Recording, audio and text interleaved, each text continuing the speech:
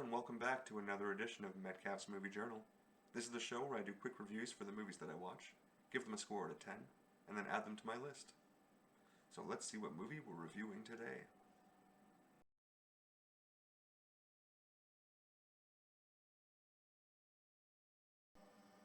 On April 27th, I watched Criminal, which came out in 2016.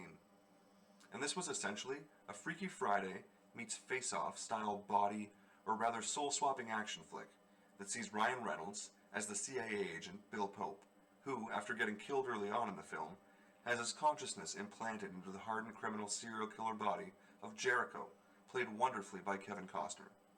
It's obviously a bit of an outlandish and unbelievable setup, and even with the Tommy Lee Jones character of Dr. Franks there trying to loosely justify it all and explain any side effects as they happen, you still better be ready to suspend your disbelief a good deal if you're going to enjoy this one.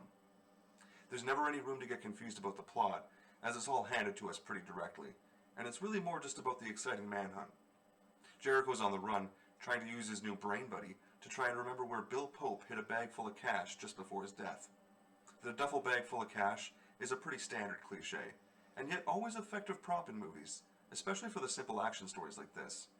And it ultimately leads to the only really interesting question in the movie, whether Jericho will stay true to his criminal ways and take the money for himself, or if Bill Pope's newfound presence will ultimately win out and force Jericho to protect Bill's wife and daughter instead.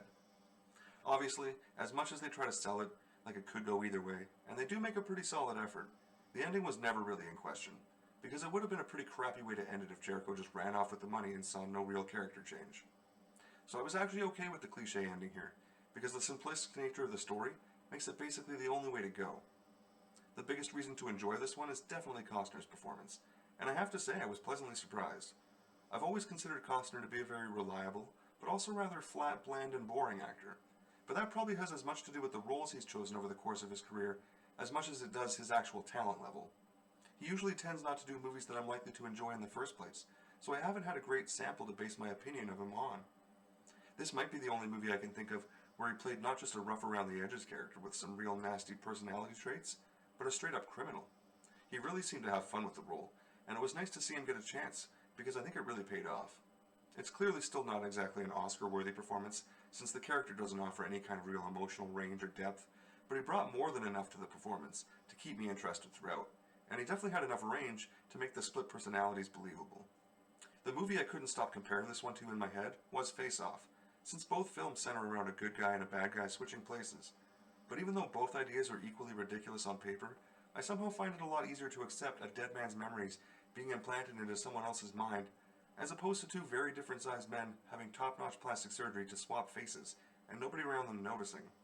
It's probably because it's easier to accept that kind of magic future technology, as long as there isn't this sort of big physical real-world problem staring everyone in the face that you have when you stop to think about what it would look like to have someone else's face sewed onto the wrong body. As long as you can accept the initial crazy setup, the story here plays out in a fairly safe and predictable way. But that performance from Costner makes this an enjoyable enough ride throughout, and not a bad action movie overall. I ended up giving it a 6 out of 10, and it landed at number 577 on my list, putting it right here, in between Blown Away and Shrek 2.